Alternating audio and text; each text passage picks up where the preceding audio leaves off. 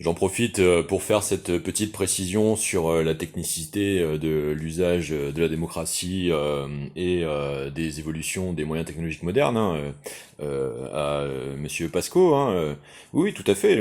Votre réflexion sur le vote électronique, je la rejoins parfaitement. Quand je parle de rôle vertueux de la cybernétique possible dans le doublon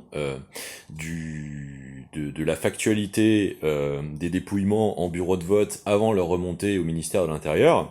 Je parle plutôt de dispositifs audiovisuels de captation des dépouillements afin qu'il en existe des preuves dématérialisées supplémentaires qui permettrait de faire prendre conscience à la population la nécessité d'avoir aussi des scellés sur l'effectivité des comptages stricts détaillés des voix plutôt que le seul plébiscite de l'évocation de leur réalité par le ministère de l'Intérieur.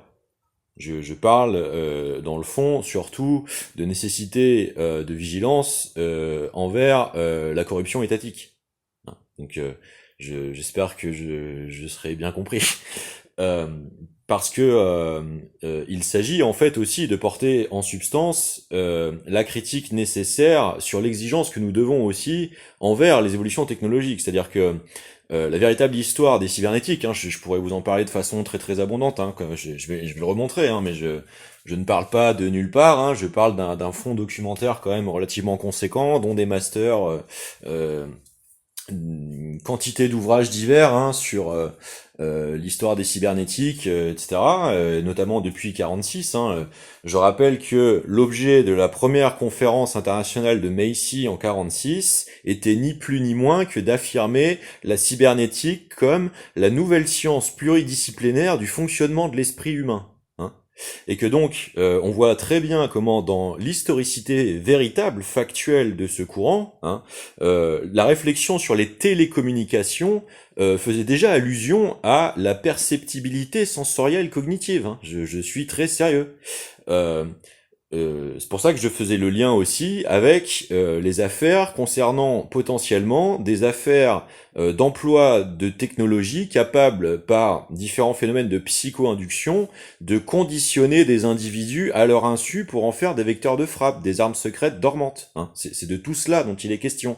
Je ne veux pas alimenter des paranoïas superflues, je parle de la réalité factuelle des enjeux contemporains, de l'alliance à la fois de santé publique et de défense nationale, parce que c'est peut-être la réalité de ce qu'il se passe. Des puissances extérieures ou infiltratives intérieures pourraient tout à fait être constituées en cellules et requérir à des moyens technologiques avancés d'influence autoritariste sur les individus par la manipulation de leurs conditions biologiques, physiologiques, et s'en servir comme levier de déstabilisation. Donc le versant technofasciste de l'ultime visage d'une corruption infiltrative étatique est tout à fait sérieux. C'était le sens de mon propos. Et sinon, je vous remercie pour la qualité de votre travail et son immense service à la vérité de la démocratie. À très vite, Monsieur Pasco.